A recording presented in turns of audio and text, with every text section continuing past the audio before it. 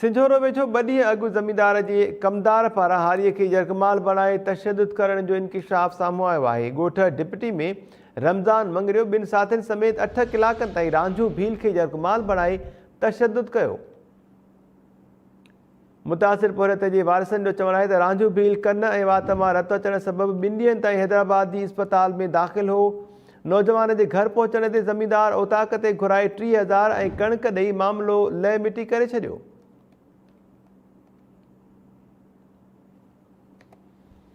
सिंझोरो मां ख़बर अवांखे ॾियूं पिया। सिंझोरो वेझो 2 ॾींहं अॻु ज़मींदार जे कमदार पारां हारीअ खे यरगमाल बणाए तशद्दुद करण जो इंकिशाफ साम्हूं आयो आहे।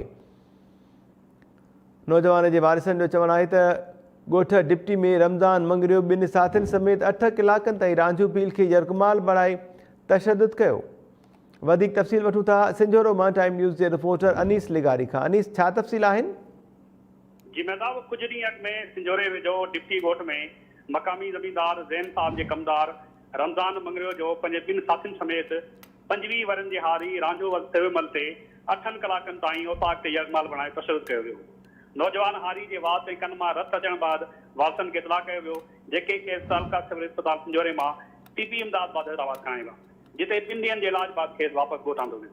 सिंझोरे थाणे ते एनसी दाख़िल थियण खां पोइ मक़ामी ज़मींदार ज़ैन साहब जो तशद्दुद जे शिकार हारी जे वारसनि खे ओताक ते घुराए खेनि 30,000 रुपया ऐं कणक ॾेई मामले खे लह मिटी कयो वियो। उन हवाले सां तशद्दुद जे शिकार रांझे भील जे चाचे मिठू मारवाड़ी टाइम न्यूज़ ते ॿुधायो त असां डिप्टी ॻोठ में ज़मींदार ज़ैन साहब जा हारी आहियूं।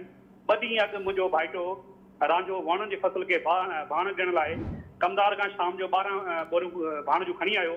जॾहिं 10 बोरियूं ॾेई चुको त राति थी वई ऐं 2 बोरियूं बची वियूं, जेकी हिन फसल में लिकाए छॾियूं त जीअं सुबुह जो सवेर ॾेई सघे।